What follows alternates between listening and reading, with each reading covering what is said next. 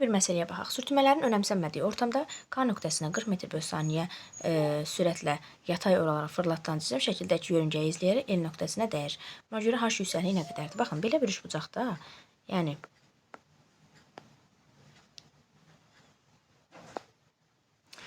37, 90 və 53 dərəcəlik üçbucaqlarda həmişə yadınıza saxlayın. Hipotenuzun qarşısındakı, yəni 90 dərəcənin qarşısındakı 5K-dır. 37 dərəcənin qarşısındakı 3K-dır. 53 dərəcənin qarşısındakı 4K-dır. Yəni mənim elim 4K-ya bərabərdir. H-ım da 3K-ya bərabərdir. Gəlin elin düsturunu xatırlayaq. El nəyə bərabərdir? Vx t-yə. Düzdürmü? Elin yerinə gəlin yazaq. Elimiz nə qədərdir? 4K bərabərdir. Vx vurulsun. T də nəyə bərabərdir? Kök altında 2H bölünsün J. Gəlin qoyaq yerinə 2 vurulsun. H-ımız 3K, J-imiz də 10. Sadələşdirək. Bunun üçün indi kökdən azad eləyək. Kvadrata yüksəldək hər tərəfi.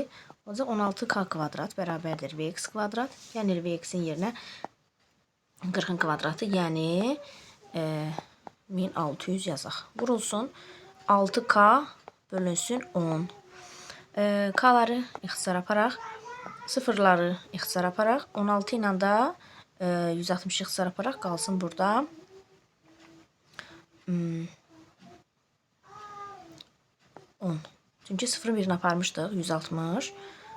Aha, qaldı 10. K-mız onda nəyə bərabərdir? 10 vurulsun 6. 60. Mən K-mı tapdım ki 60-dır. İndi məndən H yüksəkliyini soruşur. H yüksəkliyi nə qədərdir? 3K-ya bərabərdir. Yəni 3 vurulsun 60 bərabər olur 180-da. Eli soruşsa 3-ü vuracaqdıq 4-ə olacaqdı 240.